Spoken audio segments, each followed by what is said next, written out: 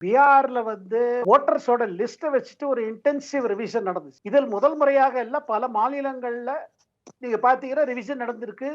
கர்நாடகால நடந்தது, மகாராஷ்டிரால நடந்தது. பல மாநிலங்கள்ல தேர்தல் முன்பாக நடந்தது, புதுசு இல்ல. இப்ப சர்ச்சை வைக்கிறதுல என்ன பிரச்சனை என்னன்னா, எலெக்ஷன் கமிஷன் வந்து கவர்ன்மெண்ட் ஆஃப் இந்தியா இல்ல. எலெக்ஷன் கமிஷன் தனிப்பட்ட ஒரு ஸ்ட்ராட்டஜி கான்ஸ்டிடியூஷனல் பாடி. இந்திய அரசியல் இந்திய அரசியல் சட்டத்துக்கு கீழ ஒரு தனியான அமைப்பு அது.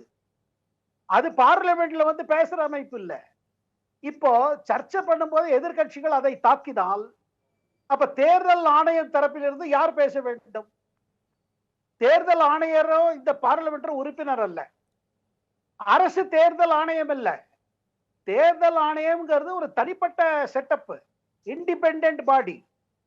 அப்போ தேர்தல் ஆணையம் வந்தோ, தேர்தல் ஆணையமோ இல்ல முக்கிய தேர்தல் ஆணையரோ பார்லிமெண்ட்ல வந்து அதுக்கு பதில் கொடுக்க முடியாது. அரசு தரப்புல சொல்லுவது என்ன என்றால், பாருங்க, உங்களுக்கு என்ன கம்ப்ளைண்ட் இருக்கோ அதை எலெக்ஷன் கமிஷன் சொல்லுங்க.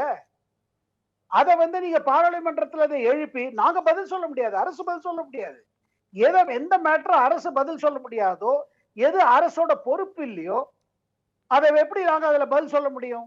இப்ப நாங்க வந்து தேர்தல் ஆணையத்துக்கு அவங்கள சப்போர்ட் பண்ணி நாங்க பேசினோம் வச்சுக்கோங்க.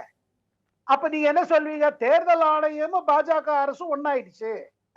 இது பிரகாரம் பார்த்தா கூட நீங்க செயல்முறை பார்த்தாங்கன்னா அரசு வேற, தேர்தல் ஆணையம் வேற. இப்ப சுப்ரீம் கோர்ட்டுக்கு எதிர்த்து எப்போதுமே பாராளுமன்றத்துல தனிப்பட்ட முறையில நீதிபதியோ இல்ல நீங்க உச்ச நீதிமன்றம் பத்தி பேச முடியாது.